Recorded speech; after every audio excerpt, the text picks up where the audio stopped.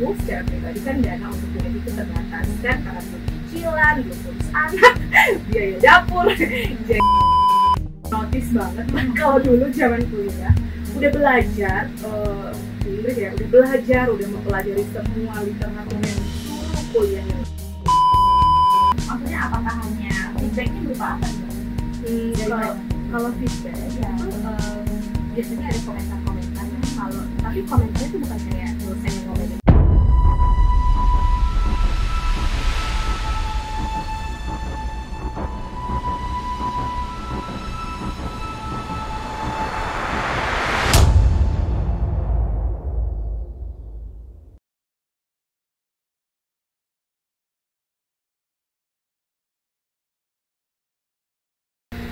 Halo Semeton ASN, semangat pagi. Hari ini Rabu 14 Mei 2025. Senang sekali saya Farida Murtasari bisa menemani Semeton ASN dimanapun Anda berada di podcast BKPSDM Provinsi Bali, ASN Bali Bisa, ASN Bali Bincang Santai. Nah, hari ini saya tidak sendiri, ini Semeton ASN saya sudah ditemani oleh seorang narasumber yang sangat inspiratif ya, dengan pencapaian beliau di bidang pendidikan yang tentunya sangat akan memberikan informasi-informasi penting kepada kita semua. So, the one and only Ibu Putu Pramayuni Karisma Devi SHLLM. Selamat pagi, Om Swastiastu, Farida, maaf. Nah, ini nih sebenarnya kali pertama ya ketemu dengan Kak Prama, jadi kita salam kenal dulu ya. Salam kenal juga. Oke. Tadi berangkat dari mana nih, Kak? Dari rumah pastinya, tapi ke kantor dulu ya. Biasa untuk situ. Oke. Tadi berangkatnya jam berapa tuh, Kak? Berangkatnya lebih awal ya, jadi sekitar jam 6.30 deh. Jadi kalau biasanya kan perlu absen dulu ya, jadi enggak lambat tuh kan ada penghitungnya. Iya, paling takut dipotong ya kita kalau kan. Iya, benar-benar. Oke, Kak Prama, jadi biar Semeton ASN juga tahu gitu ya siapa narasumber kita kali ini, boleh deh. Jadi Kak Prama silakan kenalan diri dulu. Dan saya tadi juga penasaran tuh, ada di gelar Kak Prama kan tadi ada LLM, apa sih gitu. Mungkin tugasnya saat ini gimana, jabatannya sebagai apa, dan kesibukan anak-anak ini apa saja. Silakan Kak. Oke, selamat pagi semuanya, Om Swastiastu, seluruh pegawai pemerintah di Provinsi Bali ataupun teman-teman online dimanapun berada. Saya Putu Pramayuni Karisma Devi. Saya saat ini bertugas sebagai analis hukum di Biro Hukum Sekretariat Daerah Provinsi Bali. Apalagi tadi pertanyaannya selain kenalan. Oke. Jadi tadi ada di gelaran kan ada LLM ya. Itu apa sih Kak? Itu sebenarnya LLM itu adalah gelar luar negeri, gelar bukan di Indonesia yang diperoleh di luar. Nah, itu adalah gelar untuk kalau di Indonesia itu adalah S2 di Master of Law kalau di luar gitu. Kalau di Indonesia kan ada MH, ada MHM gitu ya, atau mungkin FM yang lain. Kalau ya kita LLM. Jadi dulu itu kakak di universitas apa? Di Universitas University of Bristol di Inggris. Nah, terus kalau kesibukan Kak Prama lainnya apa? Kesibukannya yang pasti karena saya seorang ASN dari Senin sampai Jumat, dari pagi sampai sore itu bekerja di kantor. Kalau analis produk hukum itu kan kita mengharmonisasi pergub, mengharmonisasi rancangan pergub gitu ya, dan membantu tugas-tugas lainnya yang ditugaskan oleh atasan. Kemudian kesehariannya ya sebagai ibu rumah tangga juga, jadi ngurus anak, ngurus suami juga. Semua diurus gitu. Iya, banyak. Oke. Itu kalau di Biro Hukum itu dari awal CPNS itu sudah diangkat di sana? Enggak sih, kalau dulu saya itu CPNS-nya adalah di bawah Kementerian Pariwisata dan Ekonomi Kreatif. Kemudian saya mengajukan pindah, kemudian mengajukan tugas belajar di bawah Kementerian Gitu. Sikat cerita nih tentang Kak Prama gitu ya. Oke, jadi Semeton ASN, untuk Semeton ASN yang mau tahu gitu ya informasi atau mungkin punya cita-cita pengen lanjut sekolah S2 atau mungkin S3 gitu ya, tapi membutuhkan informasi tentang beasiswa dan ingin tahu seperti apa sih proses-prosesnya, tantangan yang mungkin dihadapi, atau tips dan triknya. Jadi episode ini penting banget buat Smatan ASN semuanya, jadi catat poin penting-pentingnya gitu ya, karena kita akan membawakan topik yang menarik banget. Jadi adalah mewujudkan ASN Bali Bisa Study Abroad Webinar dan Sharing Session beasiswa LPDP. Nah, menarik banget kan untuk disimak, jadi tonton sampai habis ya Smatan ASN. Oke, Kak Tara gitu ya, boleh cerita nih Kak tentang sebenarnya beasiswa LPDP ini apa sih? Oke, sebenarnya aku cerita dulu LPDP itu apa. Jadi aku baca ya. Jadi LPDP ini sebenarnya adalah sebuah lembaga di bawah Kementerian Keuangan, lembaga non-eselon yang mengelola dana pengembangan pendidikan nasional.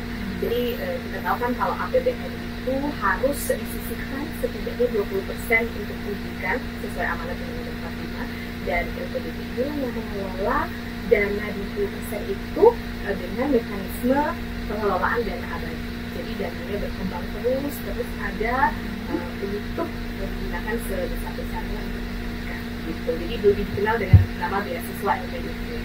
Jadi beasiswanya ada banyak sekali skemanya, ada 3 secara beasiswa, ada 3, ada beasiswa targeted, beasiswa afirmasi, dan beasiswa umum. Nah, kalau kita sekarang ini ngobrolinnya karena kita ASN gitu ya, kita ngobrolin yang skema beasiswa targeted untuk ASN, TNI, dan Polri. Ini namanya tadi beasiswa targeted gitu ya. Oke. Nah ini kalau boleh, artinya kita tahu gitu ya, motivasi awal dari Kak Rama untuk pada akhirnya mencoba beasiswa ini itu gimana? Awalnya itu karena bukan karena pengen kabur aja dulu ya. Kalau karena kan ya, iya ada hashtag kabur aja dulu. Enggak, kalau aku tuh hashtagnya tubel aja dulu. Tubel itu tugas belajar aja dulu gitu. Jadi kalau misalnya teman-teman ingin meningkatkan kompetensi, kalau sekarang kan kompetensi itu ada 3, kompetensi teknis, sosial kultural, dan manajemen. Jadi waktu itu ada yang nyobain nih. Kalau di aku secara pribadi kan dana untuk kuliah itu terbatas kan, karena belum cicilan, belum urus anak, biaya dapur. Jadi oke deh, cobain beasiswa aja. Jadi bisa kuliah gratis gitu kan, terus bisa sambil meningkatkan kompetensi juga. Akhirnya pada tahun 2020 ya, waktu itu aku ralat nama beasiswanya beasiswa PNS TNI Polri, bukan beasiswa ASN TNI Polri ya. Jadi aku coba iseng-iseng, terus waktu itu ngumpulin circle juga yang ada orang-orang yang berusaha untuk melamar, jadi ikut grup Telegram, suka browsing, ikut webinar di Instagram juga, jadi mengumpulkan informasi dari sana seputar beasiswa LPDP ini gitu kan. Karena kalau kita ngambilin dana pribadi atau dana dari instansi kan belum tersedia, jadi memang ikutlah akhirnya beasiswa LPDP ini, coba-coba aja sih sebenarnya. Berarti ini di percobaan pertama sudah langsung ini ya? Nah, jadi motivasi ini tuh terpikirkannya tuh sejak sudah artinya jadi PNS atau memang dari sebelumnya PNS gitu kan? Sebelumnya nggak tahu, waktu belum jadi PNS itu belum tahu kalau ternyata ada loh beasiswa ini gitu kan. Tapi karena sekarang kan informasi itu sudah begitu luas tersebar gitu ya, dan sering seliweran juga di media sosial, jadi akhirnya tahu ternyata ada nih beasiswa untuk PNS, untuk TNI Polri juga, dan beasiswa skema lain yang siapapun bisa coba. Jadi kenapa enggak, coba aja. Nah, dulu dapat informasi tentang pengumuman bukaan beasiswa ini dari mana?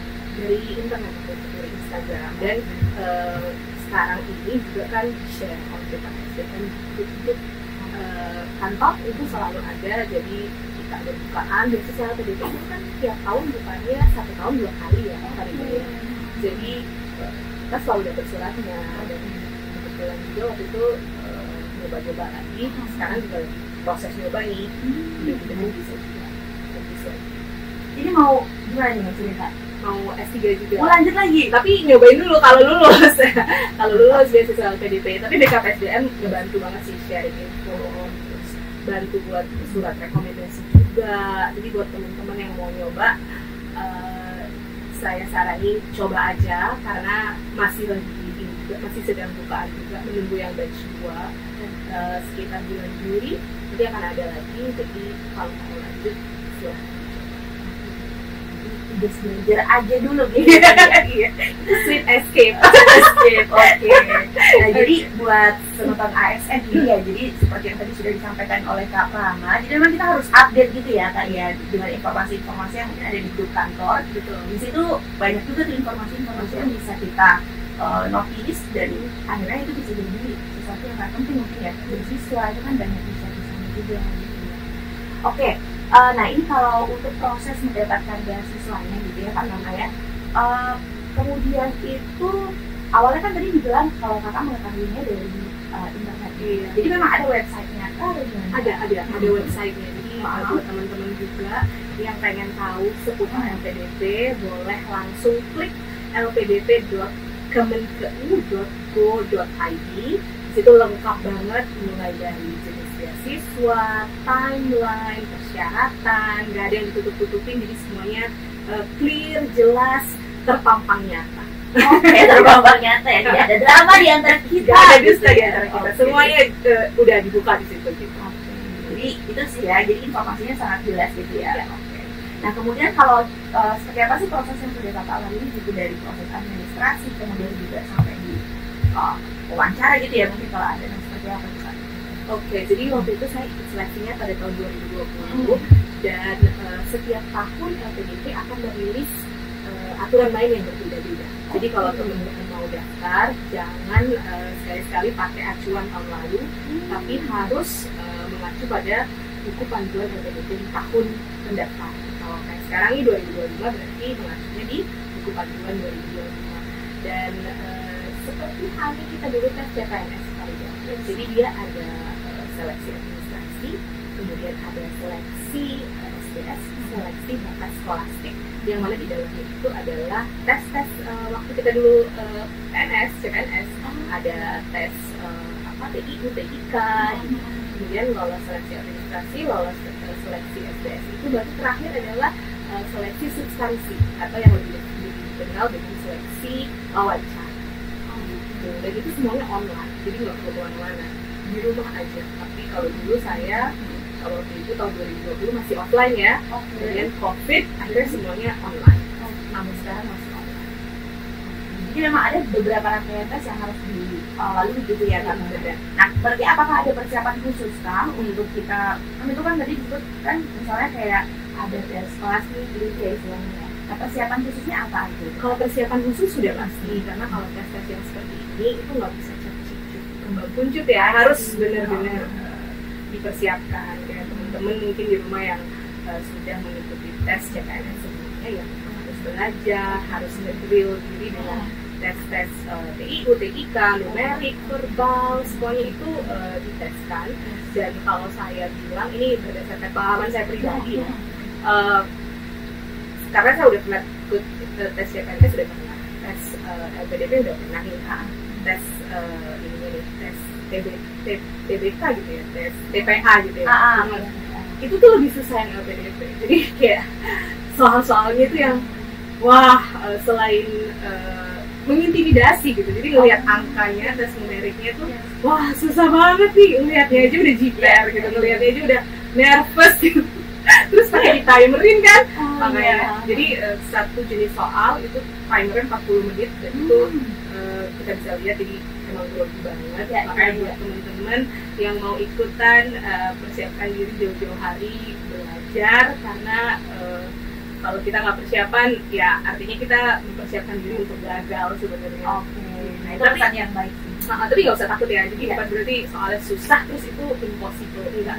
Jadi kalau kita prepare dengan baik pasti bisa dilalui. Jadi at least memang ada beberapa persiapan yang harus kita lakukan ya. Jadi itu juga mencerminkan kesungguhan kita kan untuk Nah oke, nah kalau dari Kak Rama sendiri nih merasa kan berarti yang mendaftar ini kan banyak banget. Nah faktor X apa yang membuat pada akhirnya lulus nih gitu? Iya, itu kalau itu sih sebenarnya nggak bisa jawab juga. Okay. Nggak ada yang bisa jawab. Nah, jadi kalau LPDP itu Farida terkenal banget masalah kuotanya nggak ada yang tahu. Terus ketika wawancara apa sih faktor X yang mereka cari dari peserta kita nggak pernah tahu. Tapi satu tips yang saya bisa infokan adalah jadi diri sendiri. Apapun itu gitu ya, kadang-kadang kita kan karena sering ikut grup beasiswa ini, beasiswa itu gitu kan nge-share tips nih gimana caranya lolos, gimana bikin esainya, gimana wawancaranya, ada mock-up-nya juga. Tapi mereka kadang-kadang karena udah ikut circle-circle ini, mereka itu kebawa gitu, kebawa dengan template yang udah ada. Padahal sebenarnya ini untuk lulus menurut saya ya jadi diri sendiri. Mungkin di sisi lain bisa jadi kayak too much information juga gitu ya, benar-benar jadi kayak aduh banyak banget ya, gimana nih yang mana nih sebenarnya gitu, bingung gitu.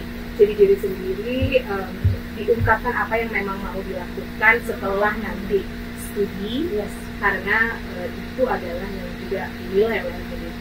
Kontribusi apa yang bisa kita bawa, kontribusi apa yang kita bisa sumbangkan ke instansi kita, ke PNS, apa yang kita bisa sumbangkan di tempat kerja kita, sehingga negara ini kan karena pakai uang APBN ya, sehingga negara ini harus menyekolahkan kamu nih ke tempat ini. Kenapa sih kita harus nyekolahin kamu?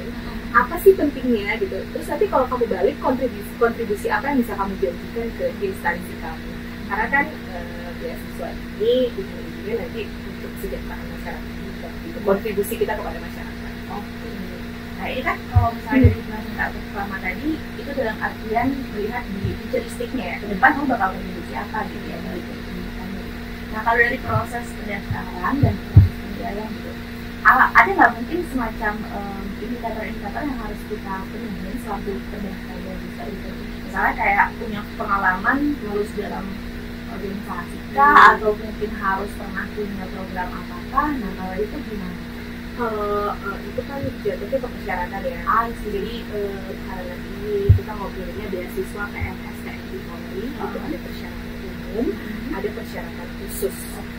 Persyaratan umumnya kayak kita dulu juga nih untuk tes PNS warga negara Indonesia, kemudian kalau kita mau sekolah lagi ya telah menyelesaikan studi S1, D4, karena beasiswa LPDP ini hanya untuk S2 dan S1.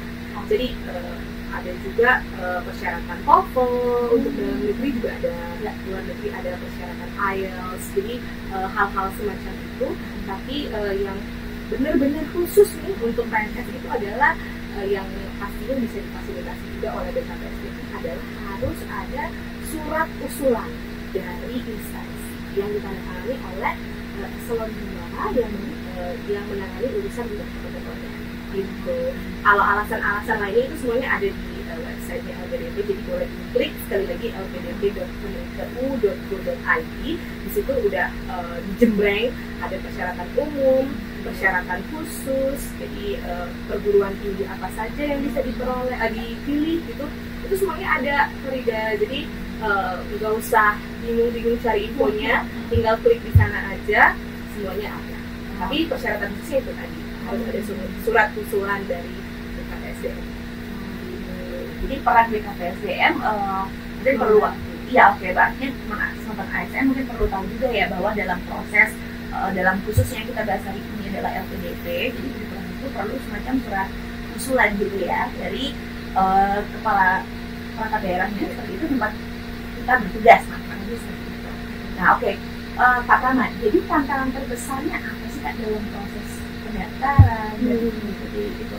Kalau dari proses pendaftaran beasiswa sendiri itu tantangan terbesar itu karena kemarin waktu COVID ya Farida, jadi kan semuanya pada ini ya, pada ada restriksi gitu.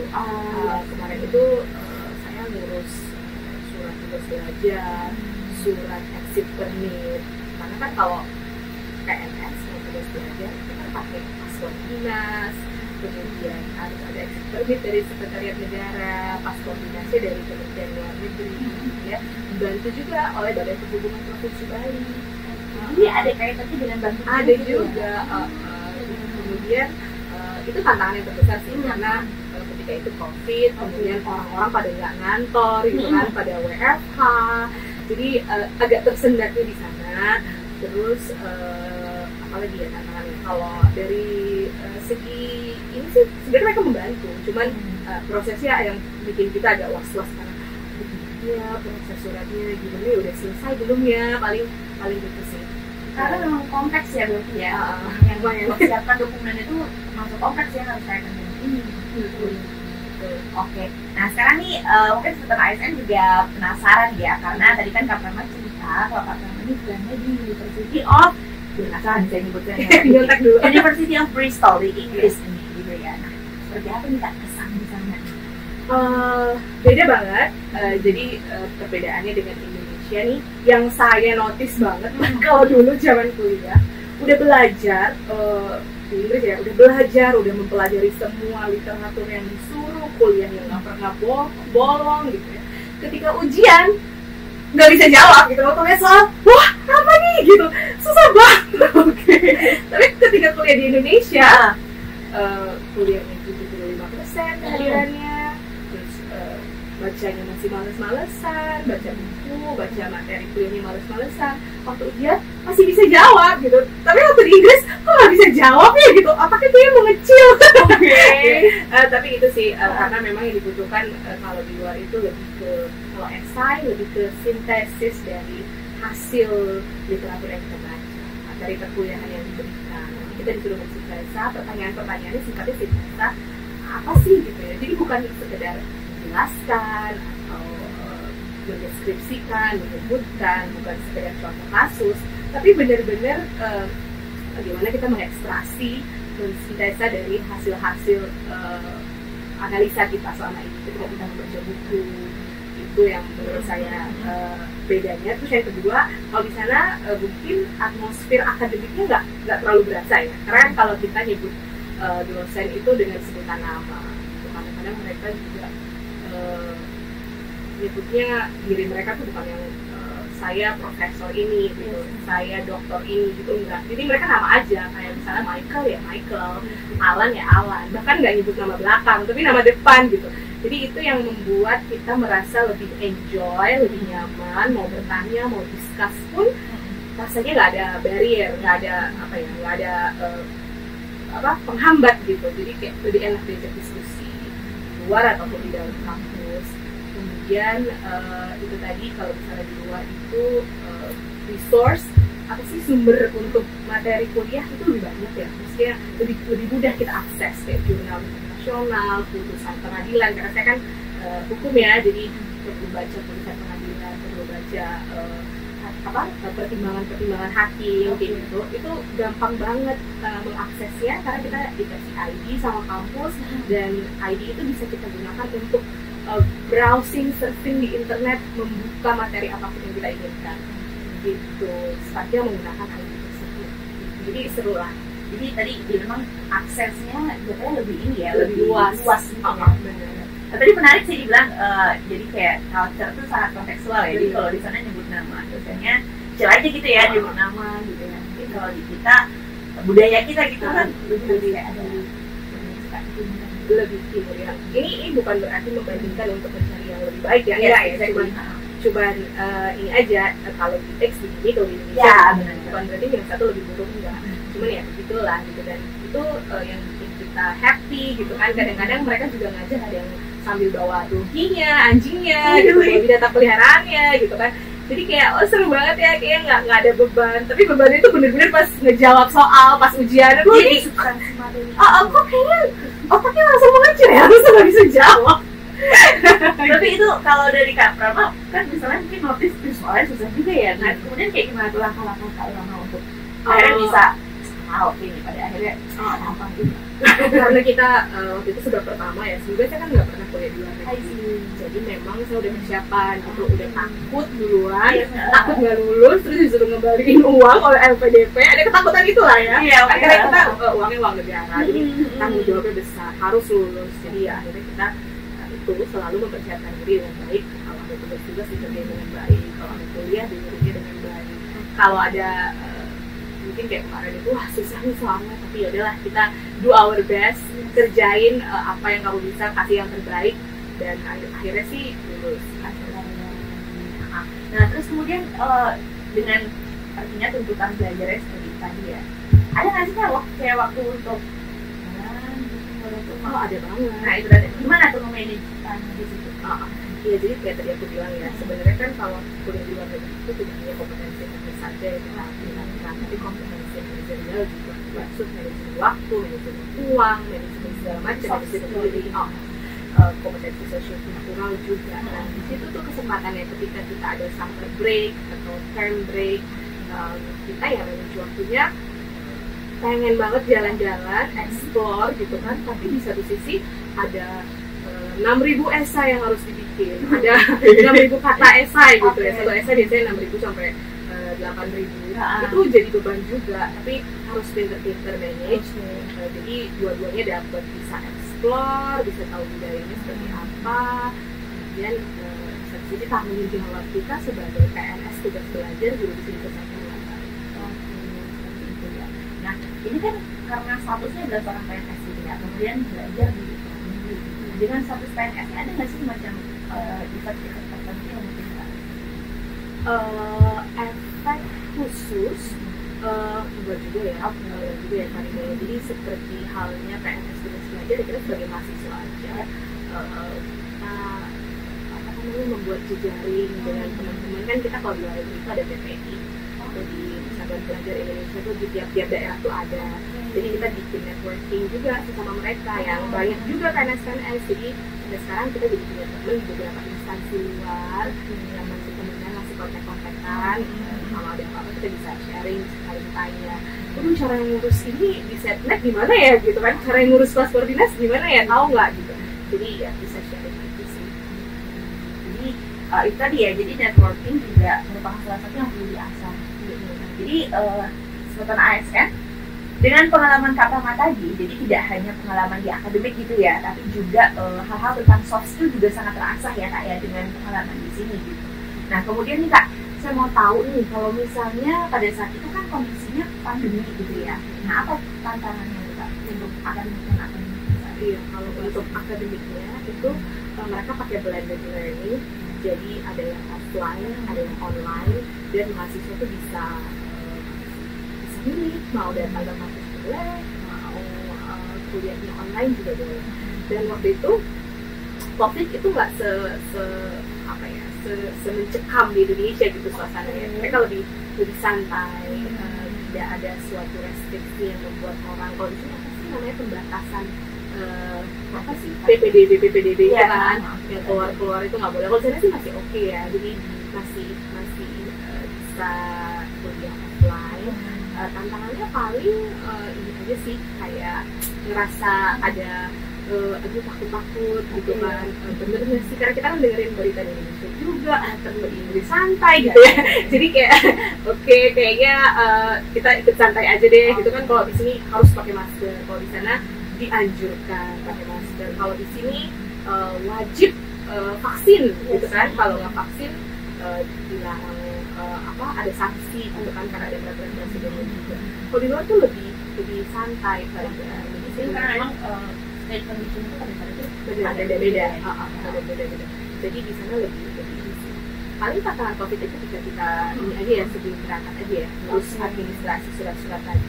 Tapi sekarang kan udah normal ya, jadi harusnya ya udah oke semua. Ya, itu ketakutan yang nggak usah dikhawatirkan sebenarnya ya.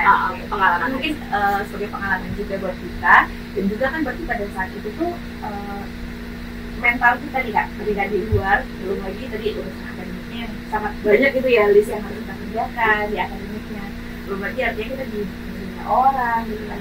Mungkin ada hal-hal yang unpredictable sifatnya ya, kayak itu tadi.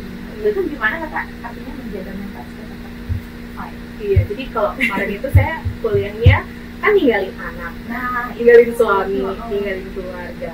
Jadi walaupun di sana itu kesannya kayak males-malesan ya, karena kan cuacanya kalau di situ matahari jarang, adem cenderung mendung, dan itu adalah cuaca yang sangat dekat dengan depression gitu. Jadi tiap hari gloomy terus, jadi muram gitu kan. abu-abu gitu. Nah itu kalau misalnya kita nggak bisa baik-baik handle emosi, baik-baik handle kesehatan mental, ya jatuhnya bisa stres, bisa aduh kangen, pengen pulang. Tapi justru saya menjadikan anak-anak dan baru satu menjadikan anak dan suami itu sebagai motivasi untuk segera selesaikan dan cepat pulang, pengennya gitu. Jadi memang ada faktor tekad ya sih Kak? Iya benar-benar. Karena ada yang nungguin di rumah, ayo cepet pulang, selesaiin, jangan tiduran gitu. Bisa mau tidur kayak ada suara anak-anak mama pulang gitu ya. Bener, soalnya kan gloomy terus kan, dingin, terus pengennya meringkuk di tempat tidur aja. Males buka laptop, tapi inget anak, inget pulang, ada yang buka laptop. Nah itu tuh sisi ininya ya, serba sedihnya gitu. Nah dari artinya kesempatan Kakak kan sudah terima di PDP di luar. Kira-kira kayak semacam keterampilan apa sih yang baru yang akan rasakan gitu, improve gitu? Kalau sebelumnya nih secara soft skill ya, lebih soft skill sih. Kalau kemudian teknis skill lah, dapat gelar, kemudian teknisnya dapat gelar segala macam dari segi pergaulan. Tapi kalau dari soft skill, saya lebih bisa menerima kalau ternyata pendapat yang berbeda-beda itu sesuatu yang wajar banget. Kadang-kadang kita suka membatasi diri hanya bergaul dengan orang-orang yang punya pemahaman yang sama dengan kita, pendapat yang sama, atau kecenderungan yang sama dengan kita gitu. Tapi setelah pulang dari sana, saya lebih bisa menerima perbedaan-perbedaan. Bukan hanya perbedaan berdasarkan suku, ras, bukan, tapi lebih ke mindset, pola pikir, perspektif. Ternyata itu adalah hal-hal yang biasa aja gitu loh. Kita punya opini masing-masing dan itu berbeda, which is very fine. Lebih ke situ sih. Jadi lebih terbuka, lebih open minded. Nah kalau misalnya terhadap cara pandang Kak Prama di terhadap karir gitu di Kemenkes seperti apa? Iya, jadi kan ini mengutip pernyataan Ibu Sri Mulyani juga ya, Kementerian Keuangan yang di mana LPDP ini bernaung gitu ya, bahwa ketika kamu pulang sebagai penerima beasiswa jangan sekali-sekali mengharapkan orang-orang atau instansi kamu memperlakukan kamu dengan istimewa, baik dari diberikan gaji lebih besar mungkin atau diberikan posisi yang lebih baik mungkin, enggak. Jadi kamu kesana belajar, pulang, bagaimana fokus untuk memberikan manfaat sebesar-besarnya bagi instansi kamu, bagaimana kamu bisa berdampak, bagaimana bisa memberikan perubahan yang memberikan dampak baik pada instansi.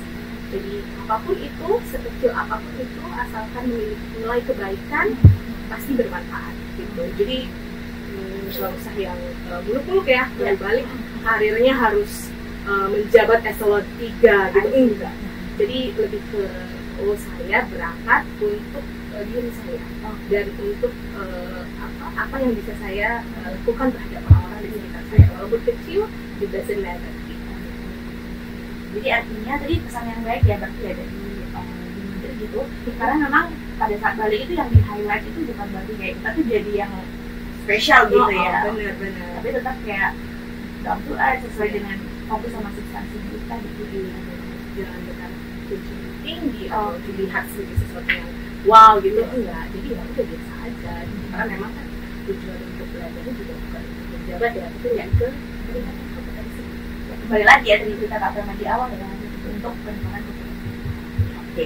Nah ini mungkin lebih ke teknis lagi nih Kak Prama ya. Jadi kalau misalnya dari beasiswa PDP ini apa aja sih yang ditanggung nih Kak? Oh baik banget. Nah ini bagian selanjutnya nih. Salah satu pasti udah nunggu. Salah satu kenapa sih saya pengen banget lulus di beasiswa ini? Oke. Karena beasiswa LPDP itu terkenal fully funded. Jadi semua spek ditanggung gitu ya. Dan tanggungan dananya itu tidak hanya dana statis saja, dana kuliah, dana pendidikan saja, tapi ada dana pendukung juga. Kalau dana pendidikan kan udah biasa, dana pendaftaran di kampus, dana SPP, kemudian pinjaman buku kita dapat, dana seminar kita dapat, dana publikasi jurnal internasional pun kita ada. Kalau misalnya akhirnya nanti kita mempublikasikan karya ilmiah kita atau tesis kita atau disertasi kita, biasanya kalau jurnal internasional itu kan mahal ya, sampai jutaan lebih gitu. Dengan LPDP itu buku dana pendidikan. Kemudian untuk dana pendukungnya, dana transportasi, keberangkatan dan kepulangan. Tadi 1 kali aja ya Farida. Oh gitu.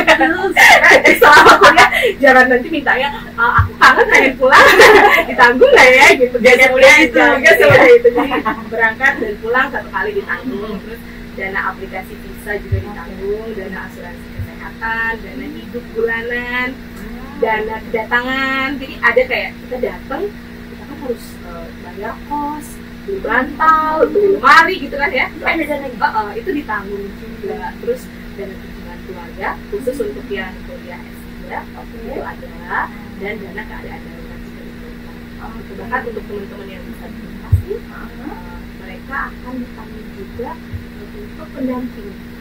Karena kan tidak bisa mengerjakan semua sendiri, perlu ada pendamping.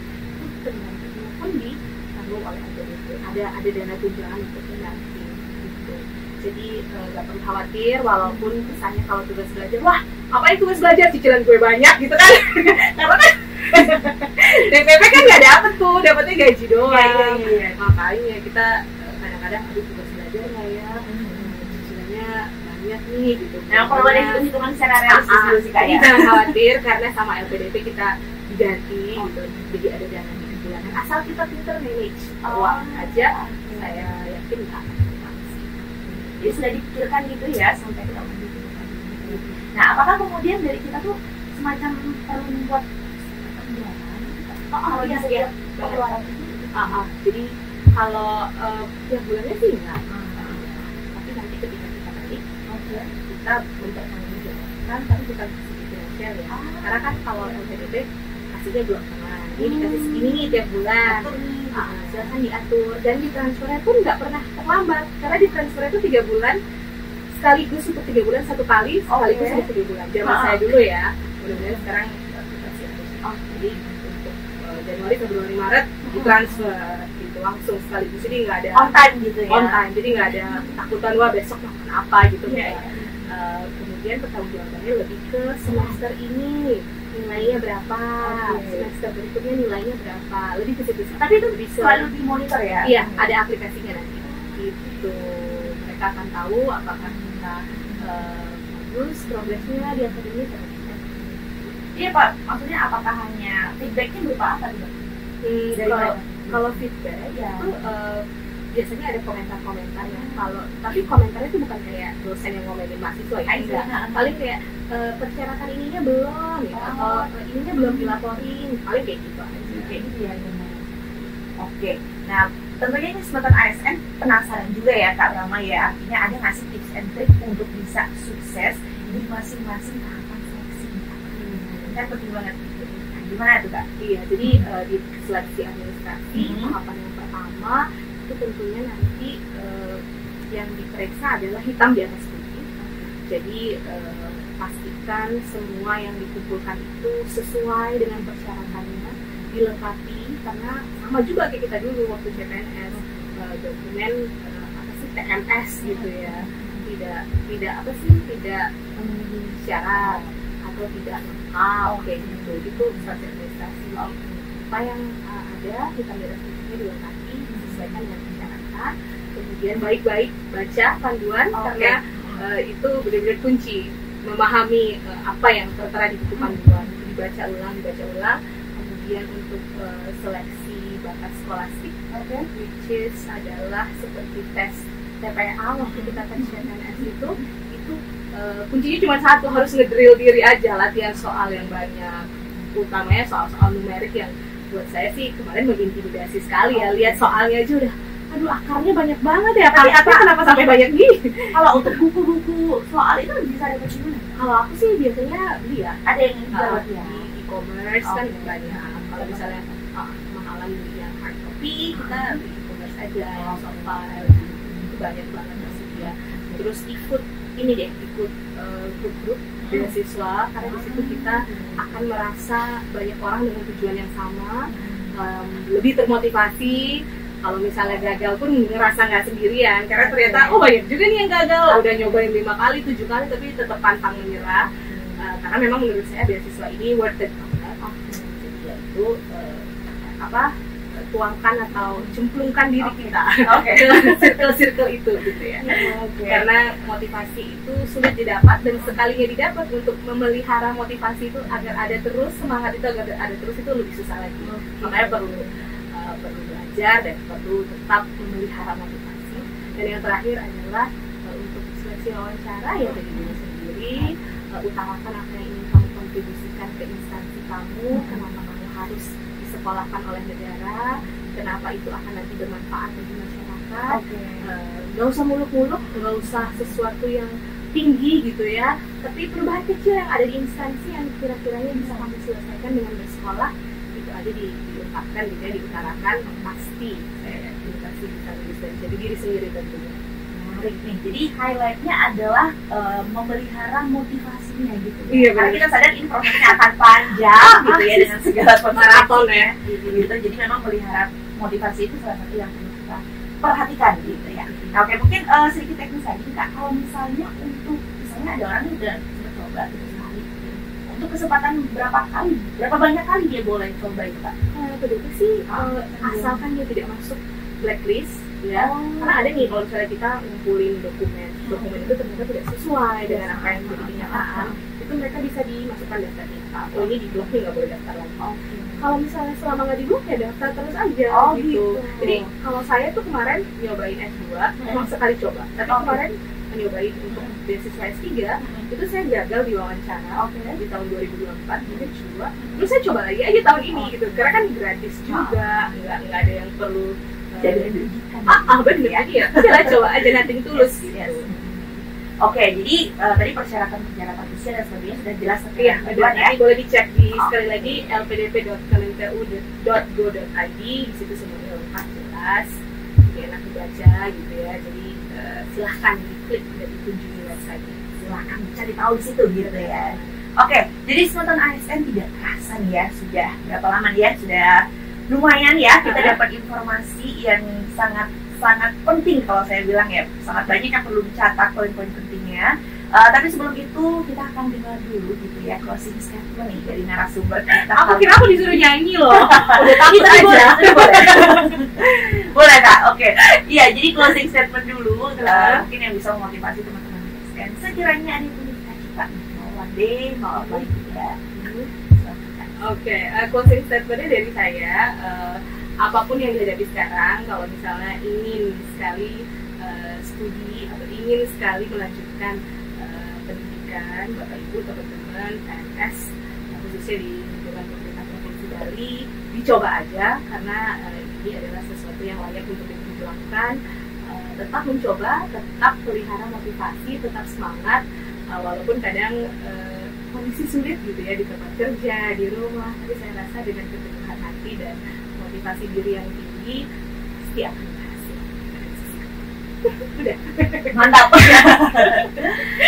Oke, Smatan ASN dimanapun Anda berada, nih saya harap ada yang nonton sampai di ujung ya, harus nih nonton sampai habis nih, karena informasinya seperti yang tadi sudah sering disebutkan, ini sangat penting dan sangat mendasar juga.